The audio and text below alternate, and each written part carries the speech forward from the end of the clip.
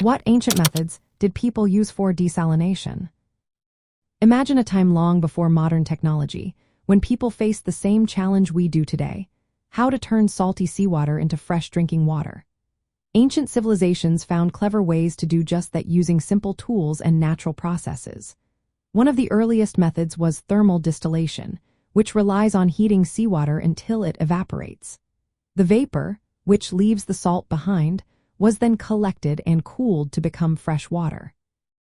This idea was observed as far back as 340 BCE by the Greek philosopher Aristotle, who noted that salt water turns into vapor and that this vapor can be condensed into drinkable water.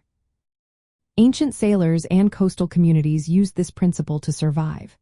They heated seawater in large pots or shallow basins, then captured the steam with a cover or a curved surface to direct it into a container. This process, called simple distillation, was slow but effective.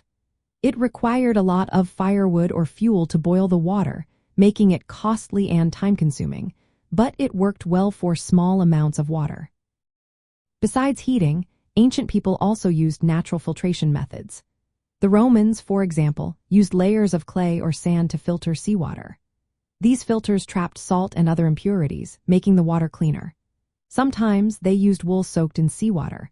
As the water evaporated from the wool, the moisture could be squeezed out, leaving some fresh water behind.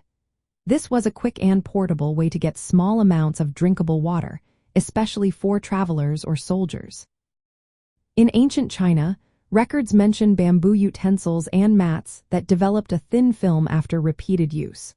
This film could absorb some salt from seawater, acting like an early form of ion exchange. While not as efficient as modern methods, it showed how resourceful ancient people were in trying to reduce salt content in water. These early techniques relied on basic natural principles: evaporation, condensation, and filtration.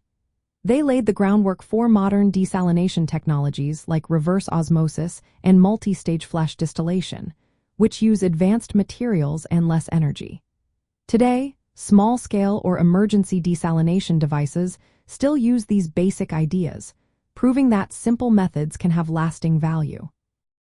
Understanding how ancient peoples approached desalination helps us appreciate the progress made and the ongoing challenge of making clean water accessible for everyone.